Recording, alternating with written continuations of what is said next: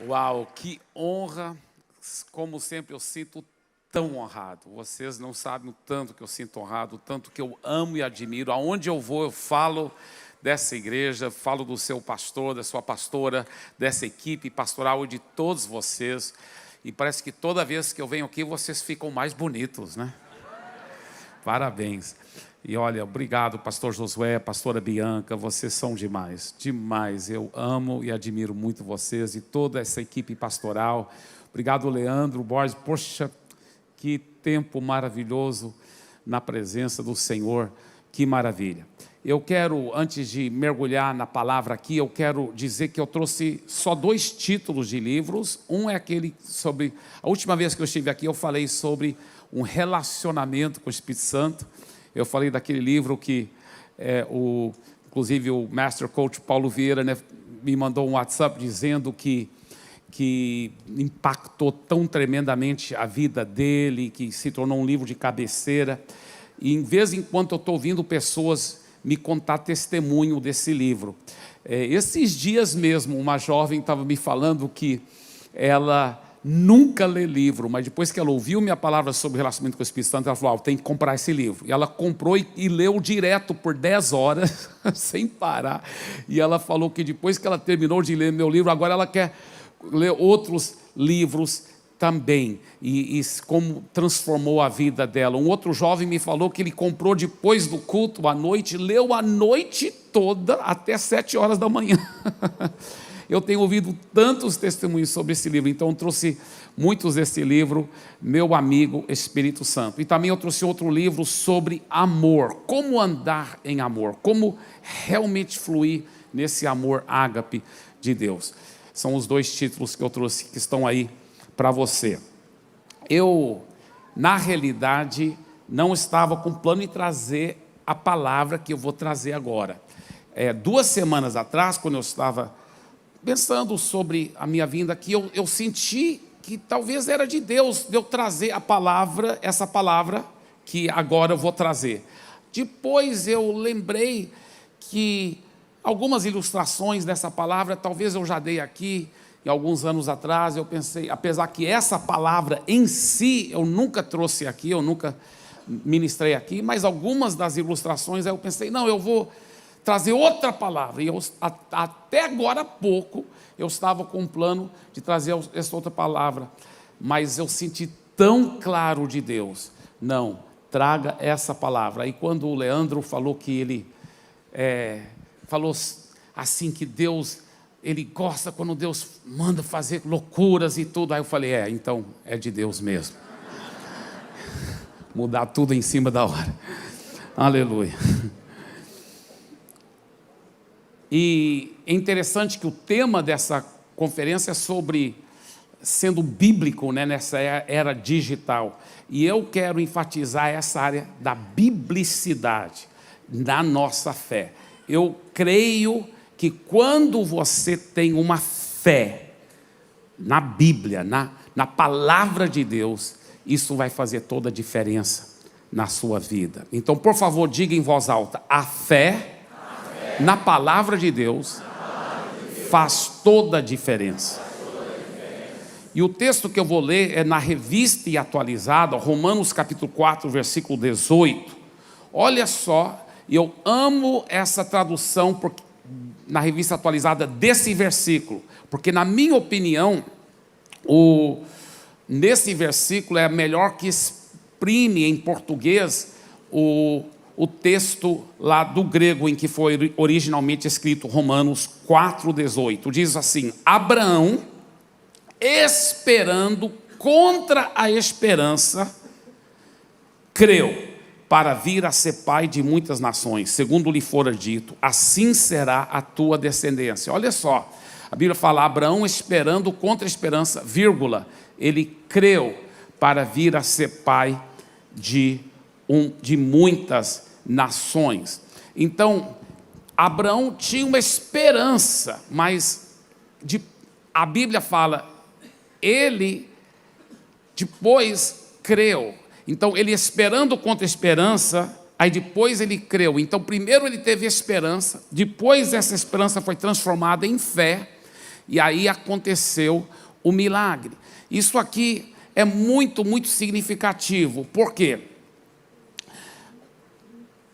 A esperança em si não alcança nenhum milagre de Deus. A esperança em si não alcança nenhum milagre de Deus.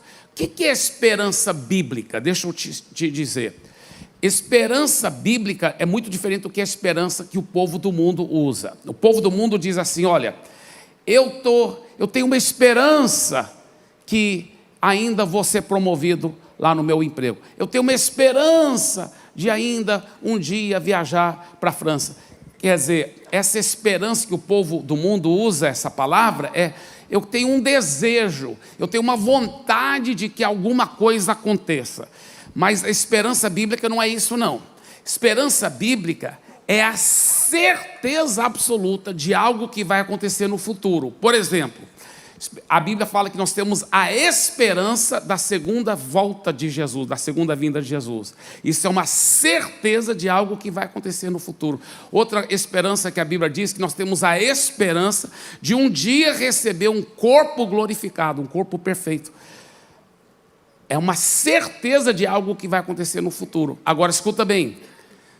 Se você já nasceu de novo, você tendo essa esperança ou não, vai acontecer do mesmo jeito. Jesus vai voltar. Você vai receber um corpo glorificado. Então, a esperança em si não alcança nada de Deus. E o problema é que muitos cristãos confundem a esperança com fé. Por exemplo, elas falam assim, eu tenho certeza que eu vou ser curado. Eu tenho certeza que meu marido vai converter.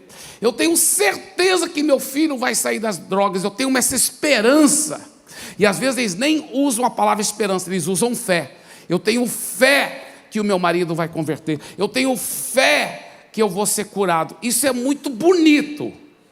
Mas isso é só esperança. Não, pastor, eles não estão falando eu tenho fé. Eles estão falando eu tenho fé, mas não é fé. É esperança, sabe por quê?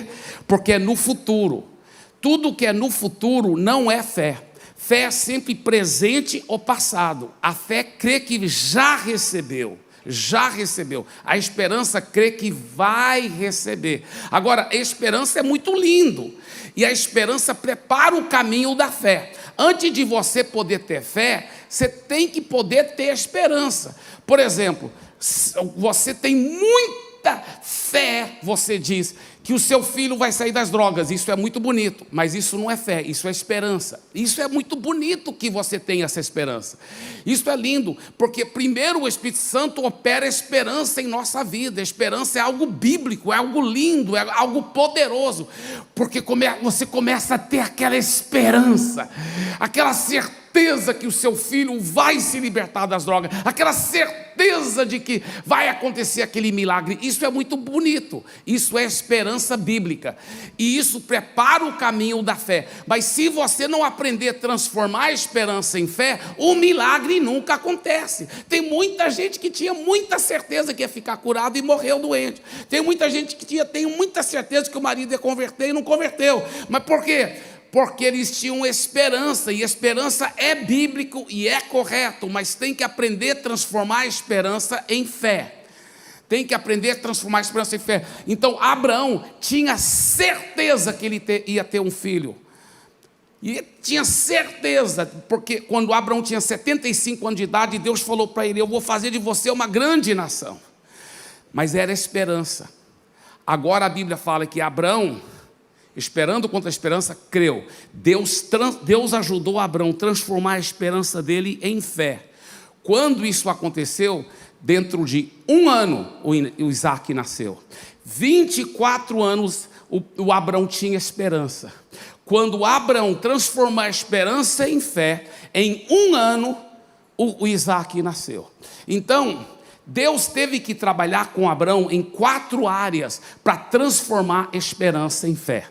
Em 4 áreas que Deus trabalhou com Abraão, e nessas mesmo 4 áreas que Deus quer trabalhar conosco, tá bem? Pela palavra de Deus. Todas as 4 são pela palavra, obviamente, é bíblico. Muito bem, nas 4 áreas que Deus trabalhou com Abraão, primeiro foi com a sua mente. Diga mente, por favor.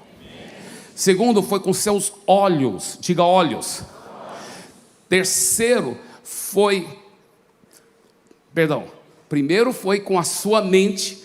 Eu falei 4 áreas, são só 3 áreas mesmo. Já estou aumentando aqui. Estou tão empolgado. Então, segundo, são com os seus olhos. Terceiro é com a sua boca. Diga boca. Então, nessas 3 áreas, Deus teve que trabalhar com Abraão para transformar a esperança em fé. Então, a primeira área é com a mente. Diga, na mente.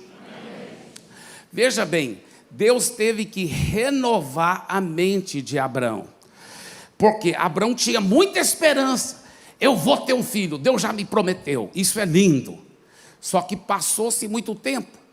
E Deus foi renovando e trabalhando com a mente de Abraão.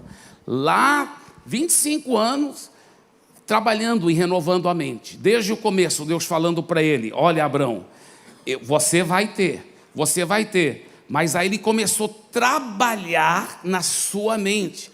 Por exemplo, depois de 24 anos trabalhando na mente dele, e quando Abraão ainda falou: que o Ismael viva diante de ti, Deus falou: não, Abraão, não, Ismael também vai ser uma grande nação, mas é com a Sara que você vai ter um filho. Olha a renovação da mente. E quando Deus falou para Abraão, de novo, uma outra vez que a Sara estava por trás, escutando, né? Deus estava lá, apareceu em forma de um homem, falou com Abraão, e falou, de novo ele falou, no mesmo ano que Deus tinha falado para ele, Sara vai ter um filho, ele fala na frente de Abraão, mas Deus sabia que a Sara estava ouvindo, porque a Sara estava atrás da porta da tenda, ouvindo, como toda boa mulher. Então, aí, antenada, aí, Deus falou assim, e Abraão, a Sara vai ter um filho. Abraão já sabia, Deus já tinha falado para ele, pouco tempo antes, naquele mesmo ano. A Sara riu aqui. E ela disse consigo mesma: será que eu, com 90 anos de idade, ainda vou ter prazer de ter esse filho? E aí Deus falou assim para Abraão: por que a Sara riu? Será que existe alguma impossibilidade para com Deus? Olha só como o próprio Deus falou isso. E a Sara, primeiro até mentiu. Não, eu não ri. Deus falou: você riu sim, mas corrigiu, que Deus não pode abençoar mentirosa, então ela teve que arrepender. Mas, escuta bem, eu acho tão lindo que o próprio Deus falou para Abraão na frente da Sara. E estava falando para Sara. Está escrito lá em Gênesis 18, 14. Existe alguma coisa impossível para o Senhor? Daqui a um ano, nesse mesmo tempo, voltarei e Sara terá um filho. Deixa eu te perguntar uma coisa. Qual é uma área da sua vida que parece que é uma impossibilidade? Qual é aquela área que você precisa de um milagre mesmo? Talvez é na sua área financeira, talvez na sua saúde, talvez o médico disse: olha, infelizmente isso é incurável. Talvez é com sua esposa, com seu marido, com seus filhos. Talvez você é pastor de uma igreja que parece que não está rompendo, não está crescendo. Talvez é a sua célula que já passou 2, 3 anos e parece que não ganha mais pessoas para Jesus. Eu não sei qual é aquela área de impossibilidade, mas eu lhe garanto uma coisa: a primeira coisa que Deus quer fazer para transformar a sua esperança em fé, porque você tem muita esperança, você tem muita certeza que o milagre vai acontecer, isso é lindo, foi Deus que colocou essa esperança em você. Agora Deus quer transformar essa esperança em fé para o milagre poder materializar. E a primeira área que Ele trabalha na sua vida é na sua mente, renovar a sua mente. Veja bem, isso a Bíblia ensina vez após vez, e a própria neurociência agora comprova. Eles só comprovaram o que a Bíblia já vinha ensinando há muito tempo, que a nossa vida sempre vai na direção dos nossos pensamentos mais fortes. Isso é um fato. A nossa vida sempre vai na direção dos nossos pensamentos. O que você pensa? Quais são os seus pensamentos mais fortes? Porque tem gente que fala assim, eu quero muito aquele milagre, mas o pensamento dele, olha, está indo ao contrário. Então você tem que tomar as rédeas da sua mente, renovar a sua mente. Como que renova a mente? Com a palavra de Deus. Então nessa era digital é muito fácil ser distraído pela internet, pelas redes sociais, mas eu te desafio de ocupar tempo renovando a sua mente com a palavra. Olha que a Bíblia fala em Romanos 12:2, deixem que Deus os transforme pela renovação da mente. Olha o que a Bíblia fala em Filipenses 4:8, finalmente, irmãos, tudo que é verdadeiro, tudo que é respeitável, tudo que é justo, tudo que é puro, tudo que é amável, tudo que é de boa fama, se alguma virtude há, se algum louvor existe, seja isso que ocupe o vosso pensamento. Olha o que ele diz, se algum louvor existe, se alguma virtude há, ele fala, tudo que for de boa fama, seja isso que ocupe o vosso pensamento. Você sabia que é pecado você ficar pensando o tempo todo nos problemas? Você sabia que isso é pecado? Você sabia que a palavra de Deus tudo diz que tudo que é de boa fama quer dizer boas notícias, e ele fala, seja isso que ocupe o vosso pensamento. Você sabe que se você deixar ocupar seu pensamento o dia todo nos problemas, você está pecando. Tem muito cristão que não cheiraria cocaína, que não adulteraria, mas está pecando, e pecando sério, do mesmo jeito, porque ele fica ocupando o pensamento dele só nos problemas, e você sabia que isso é pecado? Isso é indo contra o que diz a Bíblia Sagrada, amém? Amém. Se você não puder dizer amém, pelo menos diga ai, amém, porque é pecado. Tem gente que fala assim, mas pastor Eibe, eu não dou conta. Eu começo a pensar no problema, e eu não dou conta de parar. Você sabia que sua mente é um órgão do seu corpo, que você pode controlar o órgão do seu corpo? Ah, pastor Eibe, mas veja bem, quer dizer que é para fazer de conta que o problema não existe? Não. É para você encarar o problema com coragem, é para você encarar o problema, ver qual é o problema, aí vai para a palavra, pega as promessas que resolvem o problema, ora em cima das promessas, e em fé, resolvendo o problema, e aplica a fé e crê que já está resolvido no mundo espiritual, aí fica agradecendo a Deus, e para de pensar no problema, e começa a pensar nas promessas, começa a encher a sua mente com as promessas.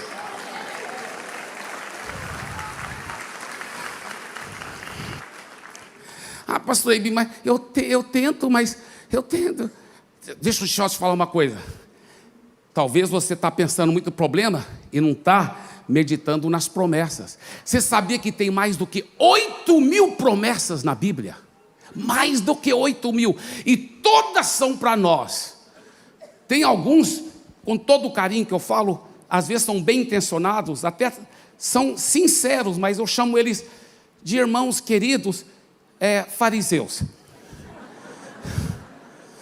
que são sinceros, mas estão sinceramente enganados, que eles dizem, não, as promessas do Velho Testamento não aplicam mais para nós não, só, interessante, que lá em Hebreus fala que nós estamos debaixo de uma nova aliança, baseado em superiores promessas, superior aliança, e olha só que a Bíblia fala, o próprio apóstolo Paulo diz, 2 Coríntios capítulo 1, versículo 20, todas as promessas, quantas elas são, tem o sim em Cristo Jesus.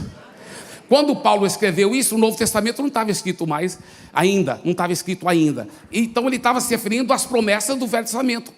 Diga por favor em voz alta, todas as promessas, quantas elas são, tem o sim em Cristo Jesus. E são mais do que 8.000 promessas. Então encontre as promessas, meu irmão. Encontre as promessas. E renove a sua mente com essas promessas. Então, para todo problema, a Bíblia tem muitas promessas para resolver. Então, as pessoas às vezes falam assim, tudo bem, pastor, eu vou fazer isso, mas mesmo assim, como que eu faço para minha mente não ficar pensando no problema? Pelo poder do Espírito Santo, controle a sua mente. A sua mente é um órgão do seu corpo, assim como você controla a sua mão, não é mesmo? Por exemplo, se eu estiver andando aqui, andando aqui na calçada, e outra pessoa vem na minha direção, e a mão dele está fazendo assim, aí ele bate no meu rosto assim, pum! E eu falo, cara, por que você fez isso? Ele falou, me desculpa, é porque eu não sei controlar a minha mão. Aí ele bate de novo. Eu ia falar para ele, cara, amarra essa mão, faz alguma coisa, mas você tem que controlar a sua mão. A sua mente é um órgão do seu corpo. Você para de acreditar na mentira do diabo, que você não pode controlar seus pensamentos. Pega as promessas e começa a declarar as promessas. Tem gente que está abrindo a porta para o diabo porque está em desobediência à palavra, fica pensando no problema, e a Bíblia fala, olha o que a Bíblia diz, tudo que for de boa fama, seja isso que ocupe o vosso pensamento. A Bíblia fala que é para você ocupar seu pensamento em boas notícias, que é pecado você ficar ocupando o seu pensamento em más notícias. Igual aquele cara que estava, eu gosto de contar essa história, mas o cara que estava em cima da ponte, e ele estava para pular, para cometer suicídio. Aí o outro que viu ele de longe, veio correndo, para, afasta daqui. Pode me contar os seus problemas, pode me contar. Aí ele contou, meia hora contando cada problema cabeludo. Aí o cara falou, pode contar mais. 1 hora contando o problema, 3 horas contando, 5 horas só contando o problema. Aí os dois pularam da ponte.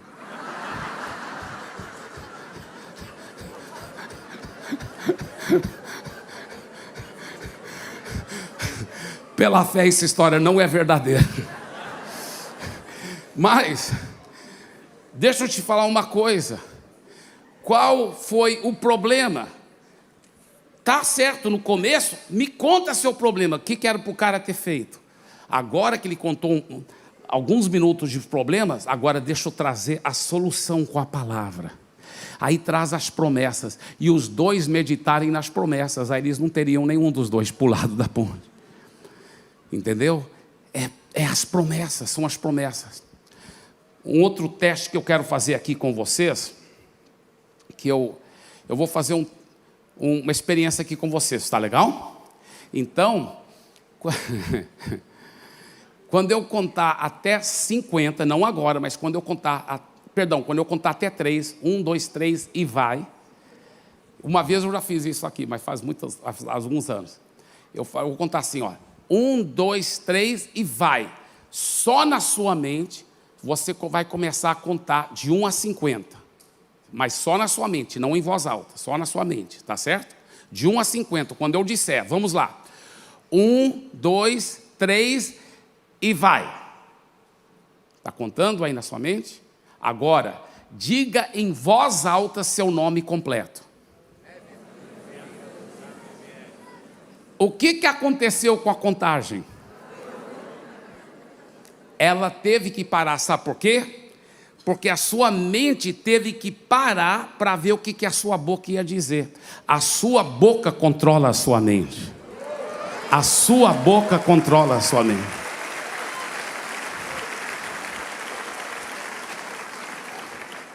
Os neurocientistas, eles hoje já reconhecem isso. Eles dizem que os nervos que controlam a fala humana estão ligados diretamente com os nervos principais do seu corpo, e que a sua boca realmente controla a sua mente. Isso é muito, muito, muito forte. Tá? Então, a primeira área que Deus teve que trabalhar com Abraão foi na sua mente. Diga, na mente. A segunda área foi nos seus olhos. Nos seus olhos. Diga, olhos. Deus levou Abraão lá fora, no deserto, de dia. O sol é muito quente, naquela época não tinha óculos escuros, a pessoa olhava só para baixo. O que Abraão via? Os grãos de areia. Deus falou, cada grão de areia dessa vai transformar-se num filho seu, numa descendência sua, como os grãos da areia. Uau! Deus foi ajudando Abrão a enxergar aquela realidade. Deus levou Abrão à noite no deserto. À noite no deserto, o ar não tem umidade, é deserto, é muito seco. Você pode enxergar muito. Eu gosto quando eu faço caravanas, que eu estou lá no deserto de Sinai, à noite, de afastar de todo mundo. Eu desligo a lanterna à noite e eu olho para cima, porque é tanta estrela. Porque no deserto à noite, gente, você anda assim, olha, que é muito lindo. E Deus falou: Abraão, está vendo essas estrelas? A sua descendência será como as estrelas do céu. E olha, interessante, irmãos, que nesse texto onde Deus fala para Abraão, a sua descendência será assim, a Bíblia fala que Abraão creu. Está vendo? Deus já estava transformando a esperança de Abraão em fé. Agora escuta bem, isso aqui é muito profundo, o que eu vou dizer aqui, isso é muito, muito forte. Para você parar de só ter esperança, eu tenho certeza que o milagre vai acontecer, isso é bonito, isso é esperança, mas lembre-se, não é isso que alcança o milagre, é a fé. A fé é quando você já vê com os olhos da fé um milagre já realizado. Então você para de falar, eu vou ter o milagre, e você começa a enxergar com os olhos da fé. Você fala: eu já tenho o milagre, já é meu. E você começa a se enxergar assim. Eu lembro quando eu pastoreava lá em Santarém. Hoje a igreja tem mais do que 40 mil pessoas, só aquela uma igreja em Santarém. E são números bem cuidadosos mesmos, porque antes estávamos contando alguns números repetidos, porque algumas pessoas frequentavam mais do que uma célula. Agora estamos tendo muito cuidado para ter números muito cuidadosos, mais do que 40 mil pessoas, mas isso é só a igreja em Santarém. Naquela região nós temos 400 igrejas, a maioria são pequenas, estão no Ribeirinho, mas tem algumas que são bem grandes também, porque são em outras cidades lá perto. Agora escuta bem, eu volto à fita quando aquela igreja era tão pequena.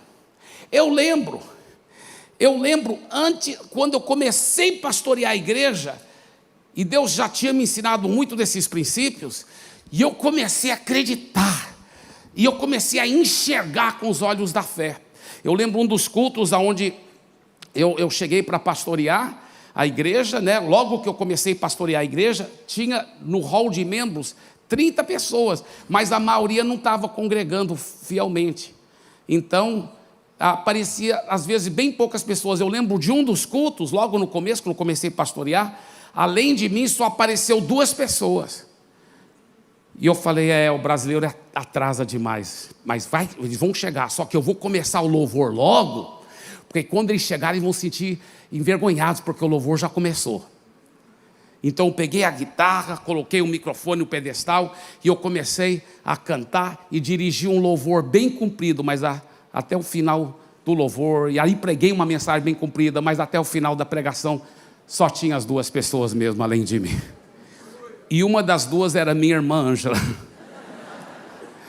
Aliás, deixa eu te contar como foi. A bateria ficava bem aqui assim atrás.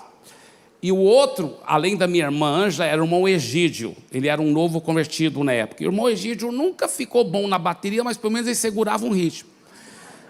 Eu falei: irmão Egídio, pega a bateria, por favor. Ele pegou a bateria. Então, e eu aqui com a guitarra. Estava para começar o culto, e a minha única audiência, que era minha irmã Ângela, ela chegou para mim e falou assim: Eibe, você vai começar agora? Eu falei: vou. Por quê, Ângela? Ela falou: porque eu estou com sede, queria beber uma água.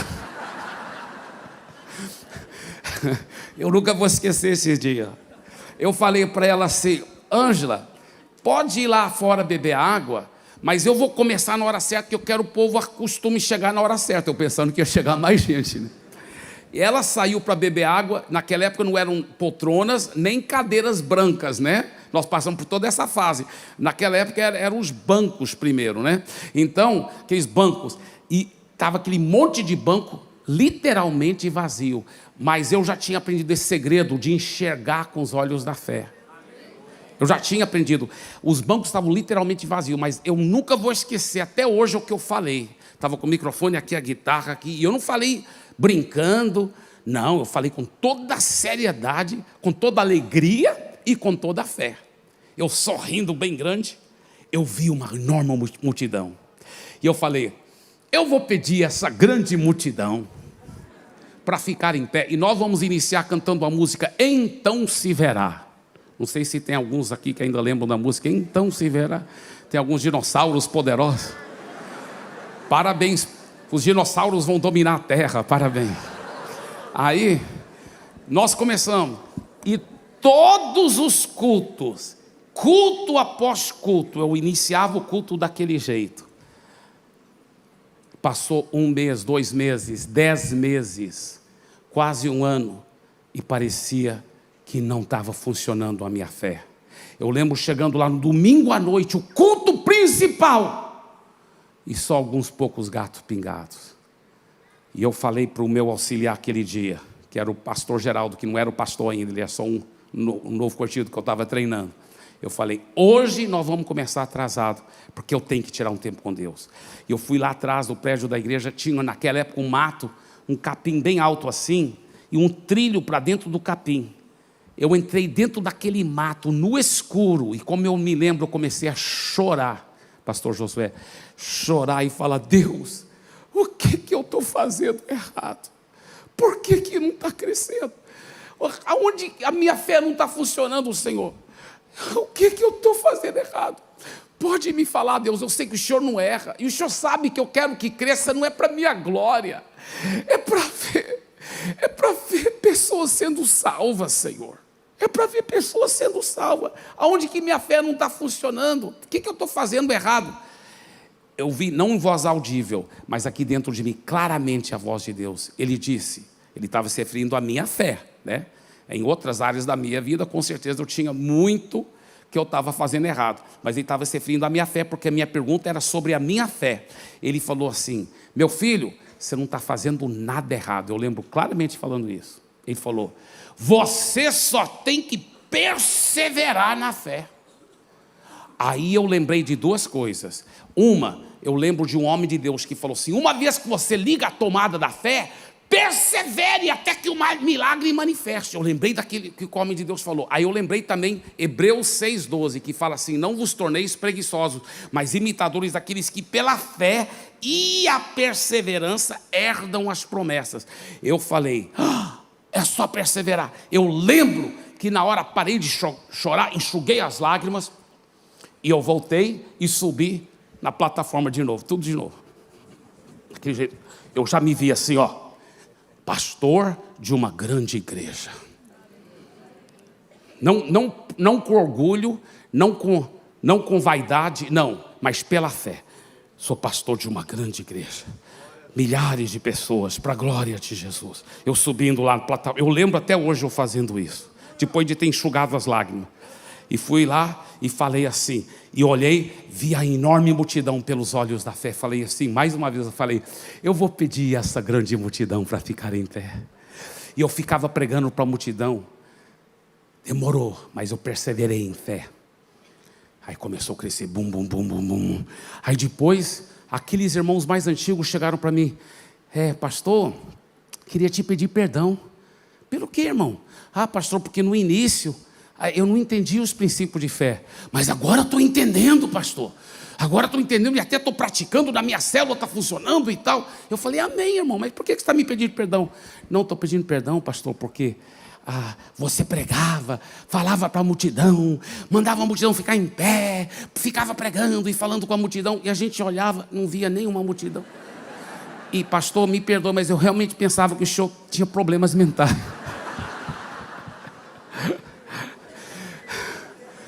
Muitas vezes você talvez vai ser tido como doido, como louco, mas saiba de uma coisa, a sua fé vai prevalecer, em nome de Jesus, para a glória de Jesus. Você já se deve ver com o milagre. É seu filho que está distante, já vê-lhe um homem de Deus. É sua filha que está nas drogas, já começa a abraçar sua filha e olhar bem nos olhos dela e dizer, você é uma grande mulher de Deus, você é uma mulher, fale com toda a autoridade, fale com fé, já veja o milagre, já veja, e fique crendo, fique vendo, diga assim, eu já me vejo com o meu milagre. Por fim, a Bíblia fala que nós também devemos, que Deus teve que trabalhar com Abraão na sua boca. Diga, na boca. É interessante, a fé sempre fala. Olha o que a Bíblia Sagrada diz em Marcos 11, 23. Jesus diz, em verdade eu vos digo. Irmão, Jesus já mentiu alguma vez? Por que ele falou, em verdade eu vos digo? Sabe por quê? Porque ele está enfatizando, isso aqui é uma verdade tão profunda que você não pode perder. Que se alguém disser a este monte, erga-te e lança-te no mar, e não duvidar no coração, mas crê que se fará aquilo que diz. Diga, aquilo que diz. Olha só, você tem que crer que vai acontecer, que vai materializar aquilo que você está falando. Crê que se fará aquilo que diz. Aí o versículo continua. Então, no português, está assim, ó. Então será assim contigo. Mas no grego não está assim. No grego ele enfatiza. Então você terá aquilo que diz. Ele repete isso. Você terá aquilo que diz. E os tradutores, imagino, quando traduziram para o português, falaram, isso é uma redundância. Crê que se fará o que diz, então você terá o que diz. É uma redundância, não tem razão de traduzir. Então a maioria dos tradutores, em português, em inglês, nas outras línguas, não traduziram, só aquelas traduções bem literais. Porque no grego literal está escrito assim, se você não duvidar no coração, mas crê que se terá o que diz, então você terá o que diz. Foi uma redundância assim, mais proposital, que Jesus estava enfatizando para os discípulos. Você tem que crer que o que você está falando vai acontecer. E fica falando, e fica declarando, fica declarando. Você sabia, a Bíblia enfatiza isso tanto. Mas a Bíblia já falava isso, olha, centenas de anos. Mas agora, recentemente, isso não faz tanto tempo atrás, os neurocientistas, os que estudam profundamente o cérebro, estão descobrindo várias coisas. Por exemplo, uma eu já falei para vocês, né? A nossa vida vai na direção dos nossos pensamentos mais fortes. Mas dizem os neurocientistas o seguinte, o problema é que os nossos pensamentos mais fortes, muitas vezes, nos controlam mesmo quando a gente não quer. Eles dizem por quê? Porque você acabou tendo algum viés, alguma mentira do maligno, eles não digam do maligno, né? Mas algum trauma do passado, alguma coisa que acabou fazendo você pensar de uma coisa limitante na sua vida, uma crença limitante. Aí, escuta bem, e eles dizem que cria o que eles chamam uma via neural na sua mente. O que é uma via neural? É o seguinte, vamos supor que tem um pasto bem grande com um capim verde um pouco alto assim. E todo dia para ir para o seu trabalho, você sai da sua casa, você passa no meio desse pasto. Na primeira vez não tinha nenhum trilho, mas você passou bem aqui no meio, no ponto mais rápido para chegar no outro lado do pasto. O segundo dia você passa no mesmo lugar. Terceiro dia, o mesmo lugar. Aí, depois de muito tempo, você criou um trilho lá. Eles dizem isso que acontece no nosso cérebro. Cria vias neurais, que são pensamentos limitantes, porque, aí agora eu que estou dizendo, você acabou acreditando em alguma mentira do diabo que te limitou. Então, o que acontece? Criou uma via neural, e diz os neurocientistas, que a sua mente, inconscientemente, você sempre pensa por aquela via neural, e por isso que a sua vida, você não consegue se mudar, você não consegue mudar seu comportamento, você não consegue, porque a sua vida sempre vai pelos pensamentos mais fortes, só que o pensamento mais forte agora vai sempre naquele trilho, naquela via neural, e que te controla. E os cientistas falaram que eles descobriram, eles acham que eles que descobriram, né? Engraçado. Que eles descobriram como abrir uma nova via neural e acabar com o pensamento limitante. Sabe como eles dizem? Se você ficar falando a verdade que combate aquela mentira, se você ficar falando muitas vezes, você vai criar uma nova via neural no seu cérebro. Isso que os cientistas estão falando. Se você ficar falando muito.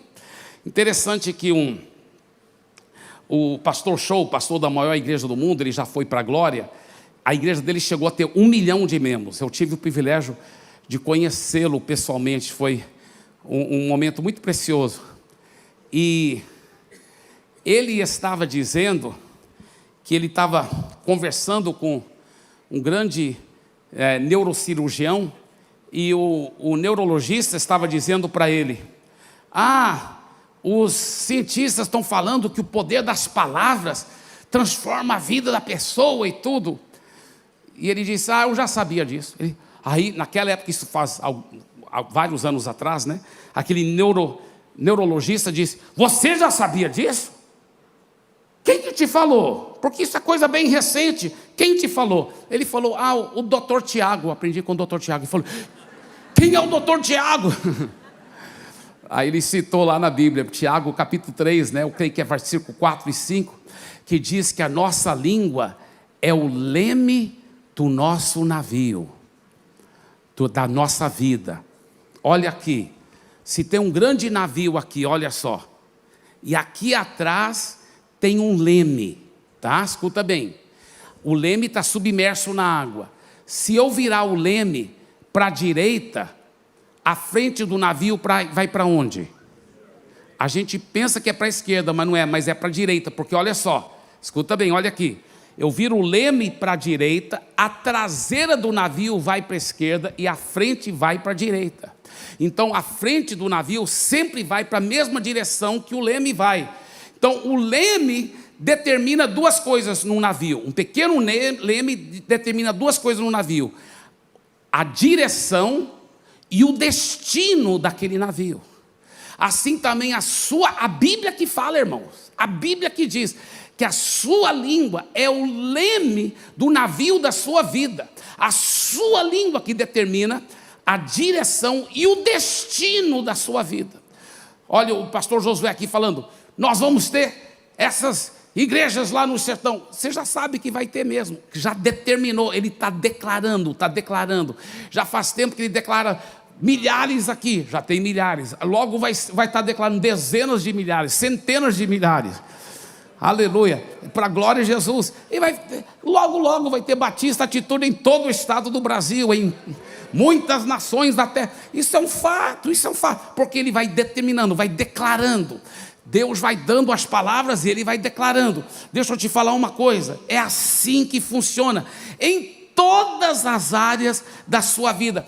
E a Bíblia já dizia isso, olha, 2000 anos atrás, até mais do que isso, em muitos lugares. Por exemplo, lá em Provérbios, que foi escrito 2700 anos atrás, já estava escrito: olha só, o poder da vida e da morte está na língua. Olha só, interessante que tem pessoas que falam: isso aí é um pouco exagero. Você não acha, pastor Eibe? Não, eu não acho. A Bíblia fala, olha o que a Bíblia diz, Mateus 12:37, pelas tuas palavras, foi o próprio Jesus que diz, pelas tuas palavras serás justificado, e pelas tuas palavras serás condenado. Então Deus teve que ensinar Abraão, mudar as suas palavras. A Bíblia fala que Deus falou para Abraão: a partir de hoje seu nome não é mais Abrão, é Abraão, pai de muitas nações. E o nome da Sarai não é mais Sarai, é Sara. Você sabia, irmãos, que depois que Deus mudou o nome de Abraão e Sara, dentro de 1 ano, o Isaac nasceu? Depois que eles mudaram as suas palavras, a fé funcionou, porque a sua boca é que libera a fé. Porque deixa eu falar uma coisa, Deus já te deu todas as bênçãos. A Bíblia diz, Efésios capítulo 1, versículo 3, está escrito lá em Efésios 1, 3, que em Cristo Jesus, se você estiver em Cristo, se você é nascido de novo, se você é convertido, a Bíblia fala que você já tem todas as bênçãos. Mas olha o que a Bíblia diz: nas regiões celestiais em Cristo Jesus. As suas bênçãos que Deus já te deu, todas elas estão no plano espiritual. Para elas poderem se materializar é pela fé. É pela fé que a realidade espiritual se materializa. A Bíblia fala que no mundo espiritual você já está curado pela chaga de Jesus. No mundo espiritual, o Senhor é seu pastor e nada te falta. No mundo espiritual, Ele supre todas as suas necessidades. No mundo espiritual, você já creu no Senhor Jesus, está salvo tu e a tua casa. No mundo espiritual, você já tem todas as bênçãos, só que elas estão na dimensão espiritual. Pastor, como que eu trago essas realidades do mundo espiritual para o mundo natural? É através da fé que a realidade espiritual é materializada no mundo natural. E a fé funciona através da sua boca, das suas palavras. E tem pessoas que não levam a sério isso. Tem pessoas que falam assim: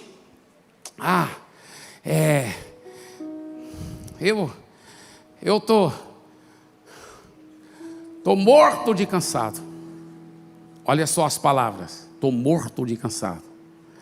Aliás, sabe o que os neurologistas descobriram? Que quando você fala assim: tô ficando velho, porque os nervos que estão ligados à boca estão ligados aos nervos principais do seu corpo, que aquilo manda mensagem para todo o seu corpo: ele está ficando velho, prepara para morrer. A pessoa fala assim: estou esquecendo das coisas, estou ficando velho. A Bíblia fala, 1 Coríntios 2,16, eu tenho a mente de Cristo. Estou morrendo de saudades. Olha só que a pessoa está declarando: eu estou morrendo de saudades. Olha só, ela está declarando: eu estou morrendo de saudades. Eu morri de frio. Ela já está falando do passado até. Já morreu, morri de frio. Olha só: pelas tuas palavras será justificado. Pelas tuas palavras. O meu inglês é muito melhor do que meu português, porque eu nunca estudei em escola de fala portuguesa. Sempre estudei só em escolas americanas toda a minha vida. E formei da faculdade nos Estados Unidos. E em casa também só falava inglês. Eu só fiquei melhor no português depois que eu casei com uma brasileira linda, aleluia.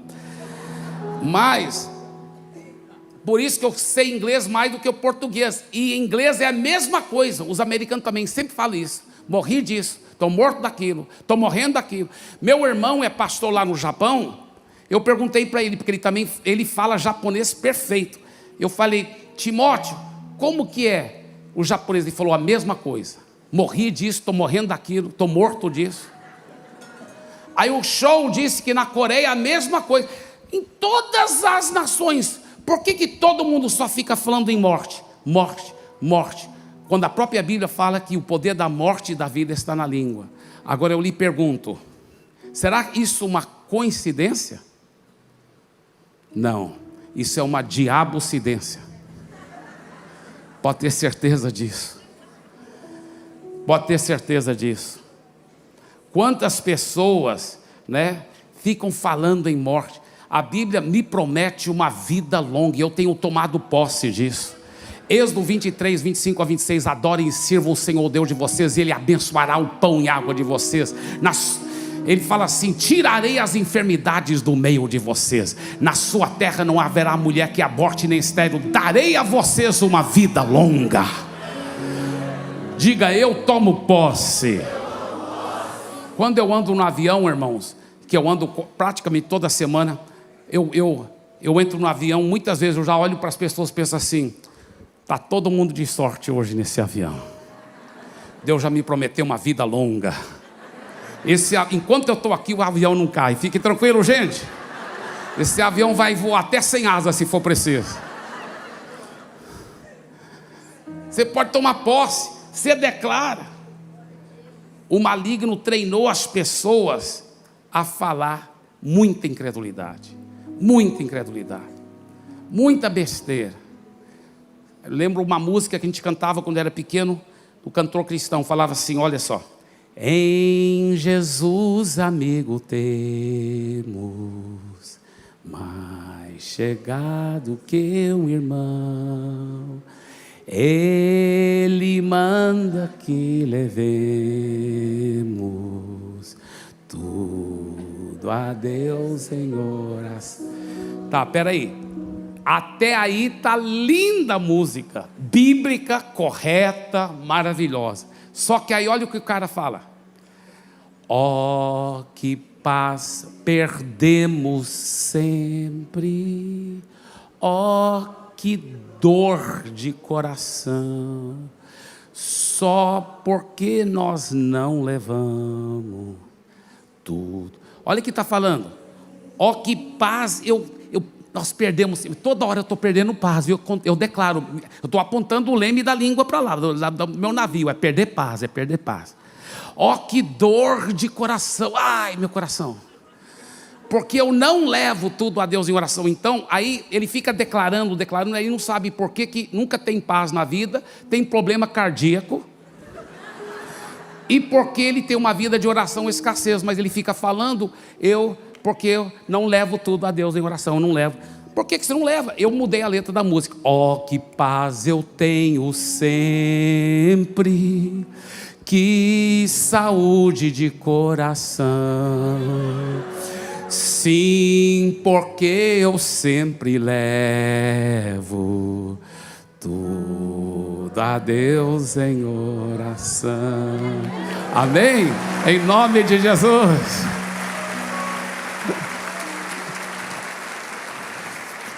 Fiquem em pé, por favor, queridos. Aleluia.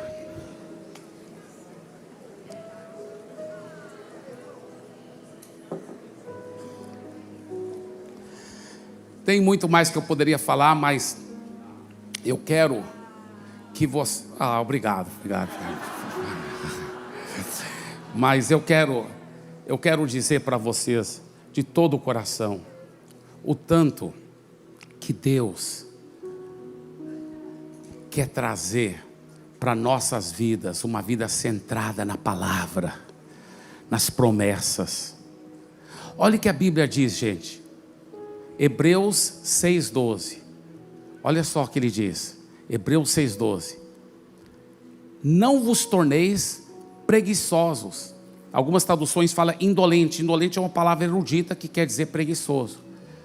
Tem muito cristão que não é preguiçoso para trabalhar. Ele é um trabalhador, mas espiritualmente é preguiçoso, porque ele não conhece as promessas na palavra.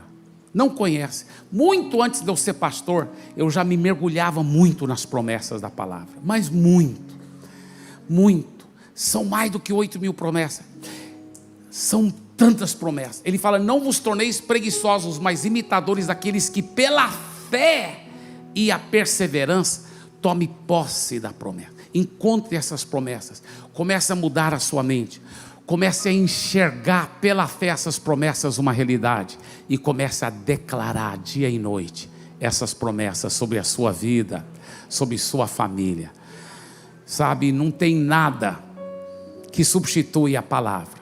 Nessa era digital, tanta gente fica ligado a tanta coisa na internet. Desliga um pouco mais e comece a ligar a Bíblia, abrir a sua Bíblia ou ligar a Bíblia no seu tablet, mas comece a estudar a palavra, comece a encontrar essas promessas. Sua vida não será mais a mesma. Eu quero te encorajar, diga essas palavras de fé agora, diga com muita autoridade, diga assim: Senhor Jesus, eu agora declaro e vou ficar declarando palavras de fé e autoridade sobre a minha vida, sobre minha família, sobre minhas finanças, sobre minha saúde, sobre meu ministério, sobre minha célula, sobre minha igreja. Eu vou ficar declarando palavras de fé, palavras de autoridade, palavras de vitória. Eu declaro: o Senhor é o meu pastor, nada me falta. Eu já morri para o pecado não tem domínio sobre mim. Eu declaro: eu sou mais que vencedor. Eu estou curado pela chaga de Jesus. Eu e a minha casa servimos o Senhor. Ele cuida de mim em todas as áreas.